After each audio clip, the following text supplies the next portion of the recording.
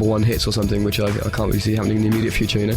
But I mean, everything, the kind of people we get recognised by in the street is people who buy magazines like Enemy or Kerrang, these kind of music magazines. We don't really get recognised by people who buy Heat and by people who. That's a good thing. I think. Exactly. Yeah. So I think it's only when you get into that kind of area that it becomes a life-changing thing, you know. But music over the last 12 months, maybe 2 years, has gone from being very pop-oriented to being a real rock vein. You know, there is a real trend for rock music at the moment, and I think you'll find, you know, frontmen like yourself will also be able to be on the posters in the girls' bedrooms. And that is why I'm saying to you, you'll probably find yourself in a year, maybe 2 years' time, all over the place.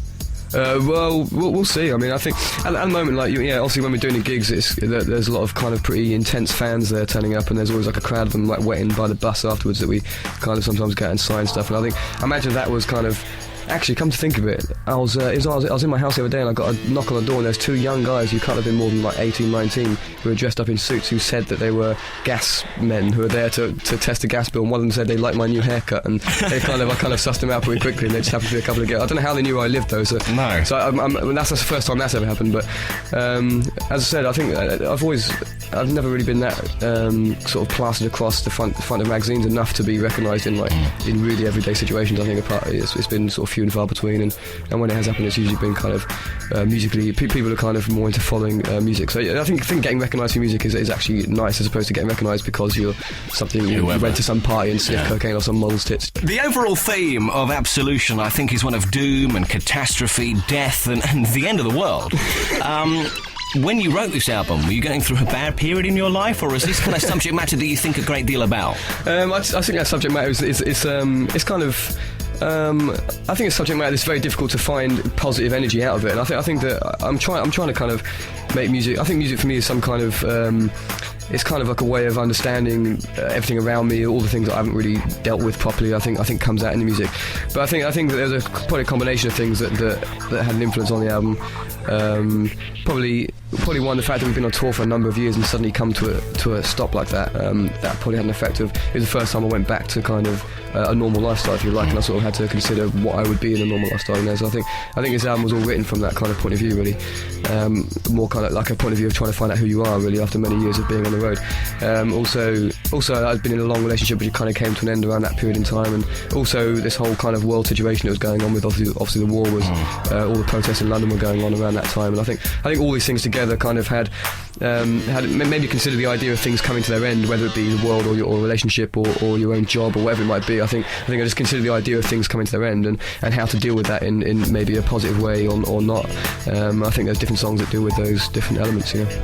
Let's play one of the tracks from Absolution that has been one of the talked about songs. There are many on the album, but this was the one that really got a lot of people talking. And when I was planning this show, first of all, a lot of Muse fans who I know were like, you've got to play this on the show. It is Stockholm Syndrome. We're going to talk a little bit more about it because it was quite unique in the way you got it out to fans. We'll talk about that a little bit later on. But let's play it. What's the song about? Lyrically, it's a little bit vague, this one. I'd say, Stockholm Syndrome is referring to this bank robbery that took place in the 70s in Stockholm, where all the hostages that were taken by the bank robbers ended up falling in love with the bank robbers and defending them in court, and a few of them got married and all this kind of thing. And I think Stockholm Syndrome is like a psychological term that people refer to people who fall in love with their captors. But how it relates to the song is a mystery. You know, it just sounded good, so I stuck it on. Just take from it what you will, basically. Okay, this is Stockholm Syndrome. It is, I think, track 5 from Absolution. We're hanging out with Matt Bellamy tonight from Muse.